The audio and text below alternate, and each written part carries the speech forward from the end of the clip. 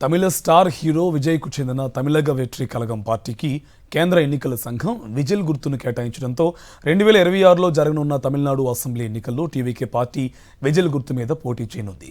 EC ఏల గుర్తు కేటాయించడంతో విజయ్ అభిమానులు, టీవీకే పార్టీ కార్యకర్తలు సంతోషం వ్యక్తం చేస్తున్నారు.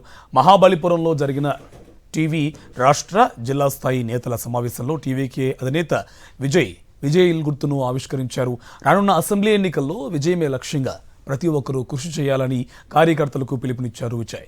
ఈ సందర్భంగా విజిల్ వేస్తూ కార్యకర్తల్లో జోష్ నింపారు.